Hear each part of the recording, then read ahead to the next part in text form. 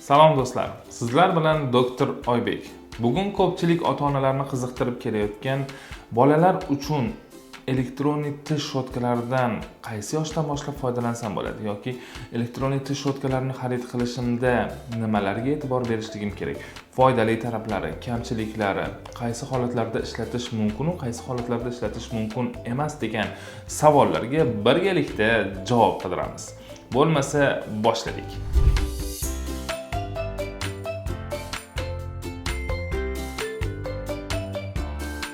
Bugun sizlar uchun ikkita rangli, bir xil turdagi elektronik tish shotkalarini olib kelganman. Bularni birgalikda obzor qilamiz. Elektronik tish shotkamiz o'zida tish shotkasining nasatkalarini, dastalarini jamlagan. Mana bu biz bugun xarid qilgan elektronik bolalar uchun elektronik tish shotkasini qo'shimcha 5 ta shotka nasatkalari mavjud va o'zida bitta elektronik tish shotkasini nasatkasi mavjud ekan. Buni qisqacha obzor qilib o'tib ketaman. Biz xarid qilgan bolalar elektronik tish shotkasini har xil ranglilari bor. Oq, qizil, sariq, ko'k. Bular nima uchun turli xil rangda chiqarilgan va shotkani dastasida ham ko'rishingiz mumkinki, bolalar uchun qiziqarli bo'lgan multfilm qahramonlari har xil turdagi multik rasmlarni shotkaning dastasiga joylashtiriladi. Bu bolaga qiziqish uyg'otish uchun, tish yuvishga bo'lgan motivatsiyasini oshirishlik uchun shunday shaklda chiqarilgan hisoblanadi. Elektronik tish shotkasini dastalari ko'proq bo'lganligi yaxshi. Agarda shotkani o'zini sifati ham yaxshi bo'lsa, nimaga siz kattalar singari har 3 oyda elektronik tish shotkasini nasatkalarini almashtirishingiz kerak bo'ladi. Elektronik tish shotkasi o'zi necha yoshdan boshlab tavsiya etiladi? Mutaxassislarning fikriga ko'ra, bola 3 yoshga to'lgandan so'ng elektronik tish shotkalaridan sekin-astalik bilan foydalanishlik mumkin bo'ladi.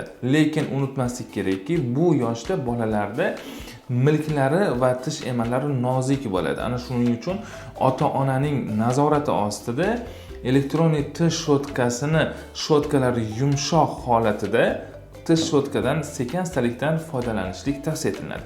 Elektronik tish shotkasini oddiy shotkaga nisbatan qulayliklari nimada? Elektronik tish shotkasi oddiy shotkaga nisbatan tishlarni 30-40% ga samarali tozalaydi. Bolalar elektronik tish shotkasi haqida gap ketyapti va bundan tashqari bolalar elektronik tish shotkasida, umuman elektronik tish shotkalarda taymerlar mavjud bo'ladi. 2 daqiqalik, 3 daqiqalik taymerlar mavjud. Bu bolani 2 daqiqa davomida tishlarini muntazam yuvishlik odatini shakllanishligiga yordam beradi. Bundan tashqari, qo'l harakatlari cheklangan bolalar ham elektronik tish shotkalaridan foydalanib, tishlarini samarali tarzda tozalashliklari mumkin bo'ladi. Har qanday mahsulotning foydali taraflari bo'lgandek, kamchilik taraflari ham uchrab turadi. Xuddi shunday elektronik tish shotkalarini kamchiliklariga to'xtalib o'tadigan bo'lsak, ularni kuchli bosim ostida foydalanishlik bolani milklariga shikast yetkazishligi mumkin bo'ladi. Agarda uning ovozlari, vibratsiyasi baland bo'lsa, bolada qo'rquv ham uyg'otib qo'yishligi buni kichik kamchiliklari hisoblanadi. Elektronik tish shotkasidan foydalanish ko'rsatmalari kimlar uchun? Eng avvalo 3 yoshga to'lgan va 3 yoshdan katta bolalar uchun elektronik tish shotkasidan foydalanishlik tavsiya etiladi. Bundan tashqari tish nalyotlari ko'p yig'ilinadigan, tishlari kariesga moyil bo'lgan bolalarimiz ham elektronik tish shotkalaridan foydalansa bo'ladi. Va eng asosiysi, tish yuvishni yoqtirmaydigan bolalarimiz uchun elektronik tish shotkasi ajoyib yechim hisoblanadi. Chunki elektronik tish shotkasini shakli, holati bu tish yuvish amaliyoti emas, qandaydir bir o'ynash amaliyotiga o'xshab ketadi. Shuning uchun bu bolada motivatsiyani uyg'otib, tish yuvishga bo'lgan qiziqishini oshirib beradigan vosita hisoblanadi. Bolalar elektronik tish shotkasidan qaysi holatlarda foydalanish mumkin emas?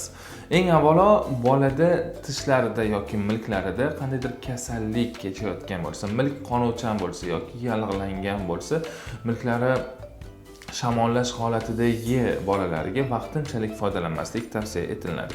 Tishlarida karieslari ko'p va tishlari sezuvchan bo'lib qolgan bolalarga ham vaqtinchalik tishlarini davolatgungacha elektronnik tish shotkasidan foydalanmay turishlik tavsiya etiladi. Va asosiysi, tishlar almashinish muddatida bolada har xil temperaturalar bo'lishi mumkin. Milkda qizarishlar, milklarda og'riq holatlarida ham elektronnik tish shotkasidan vaqtinchalik foydalanmaslik sizga tavsiya etiladi. Bolalar elektronnik tish shotkasini tanlayotganda nimalarga e'tibor berishlik kerak bo'ladi?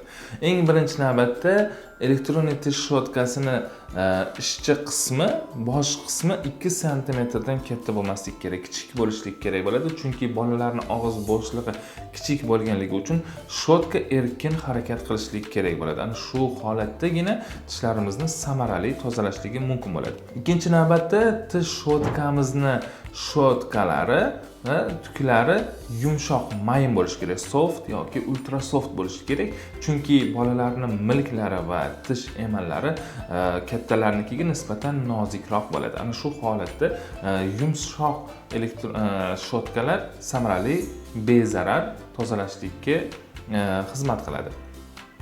Va uchinchi navbatda elektronnik tish shotkani dastalari har 3 oyda almashtirilishi kerak bo'ladi. Shuning uchun sizga elektronnik tish shotkasini xarid qilganingizda mana bunday qo'shimcha nasatkalarni sizga qo'shib beradi. Har 3 oy muddat bo'lganda shotkani almashtirishligingiz uchun.